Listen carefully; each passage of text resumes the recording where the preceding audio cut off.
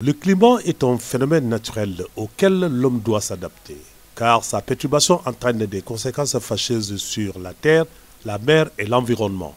Les rendements baissent, l'insécurité alimentaire et la pauvreté s'installent. Dès lors, il faut une synergie de compétences et de moyens, voire additionnels. Ce phénomène de changement climatique, c'est disons, un défi additionnel dans le défi au développement dont aspirent tous les pays, dont le Sénégal. Donc, puisque c'est un défi additionnel, il faut aller trouver des ressources additionnelles. Ce qu'on est en train de vouloir faire ici, si le budget du Sénégal pouvait le faire, on n'aura pas besoin d'aller vers l'UNECA.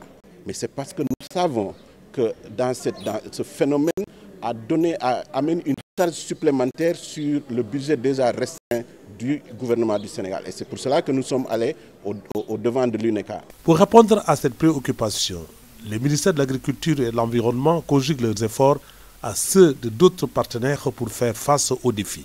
Un atelier a planché sur la question pendant 2 jours. Donc notre part ne peut être qu'une contribution de la recherche pour que cette résilience soit une réalité. Et puisque le projet se fonde principalement sur les méthodes de rétention et de conservation des eaux de ruissellement, il est certain que ces eaux, quand on les conserve, il y a tout un ensemble d'activités ou d'actions que cela induit, à savoir la réduction de certaines maladies, le lessivage, donc les sols qui vont changer de nature, etc.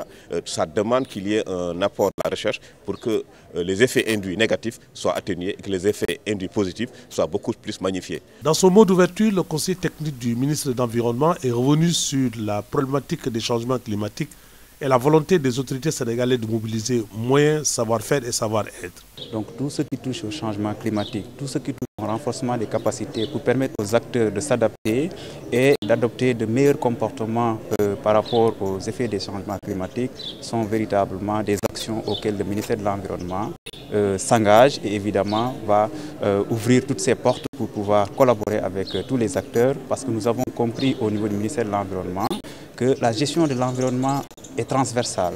Donc il ne faut pas qu'un seul acteur s'enferme pour essayer de réfléchir sur ces problèmes-là. Donc il faut s'ouvrir, essayer aussi d'intégrer le maximum de compétences et essayer véritablement de prendre à bras le corps le problème dans toute sa dimension.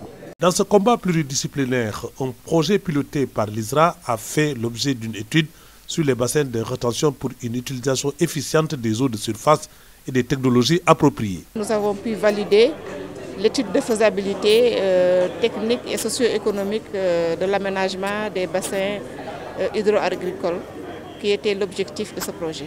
Mais il y aura d'autres étapes qui vont suivre parce qu'après la validation du rapport, nous avons également une priorisation des sites à faire avec l'équipe technique avant d'aller vers des ateliers sectoriels au niveau local. Des producteurs venus de divers horizons ont dit leur satisfaction et adhèrent sans réserve au projet.